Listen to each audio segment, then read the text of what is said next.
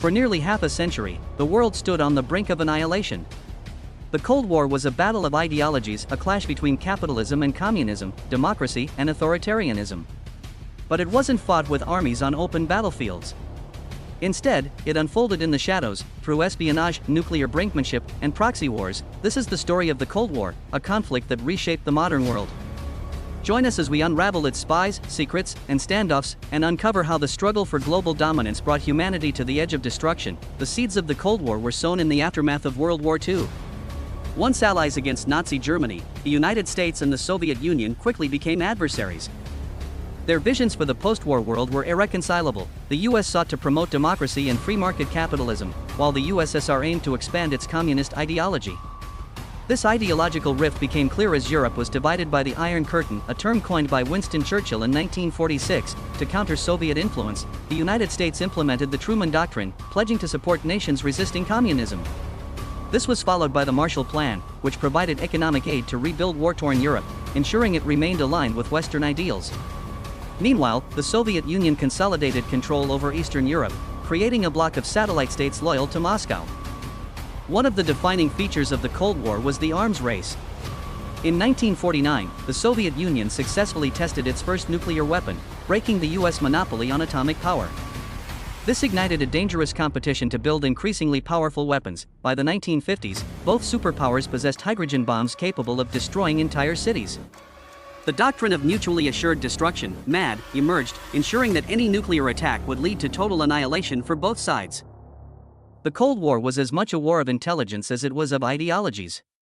Both sides relied on a vast network of spies and covert operations to gain the upper hand. The CIA and the KGB became synonymous with espionage. American spies infiltrated Soviet institutions, while Soviet agents worked to steal Western secrets. High-profile defections and double agents added an air of intrigue and danger. One of the most infamous cases was that of Julius and Ethel Rosenberg, accused of passing atomic secrets to the Soviets. Their trial and execution in 1953 became a symbol of Cold War paranoia. Meanwhile, technological advancements revolutionized intelligence gathering. The U-2 spy planes and satellite surveillance allowed each side to monitor the other, ensuring that no move went unnoticed. But the high-stakes game of espionage often led to diplomatic crises and exposed the mistrust between the superpowers. The Cold War wasn't confined to the US and the USSR. Their competition for influence played out across the globe, often through proxy wars. In Korea, Vietnam, Afghanistan, and beyond, the superpowers supported opposing factions, turning local conflicts into international struggles. The Korean War, 1950 to 1953, was the first major conflict of the Cold War, leaving the peninsula divided in tensions high to this day. The Vietnam War became a defining moment for the US, where the fight against communism led to a costly and controversial engagement.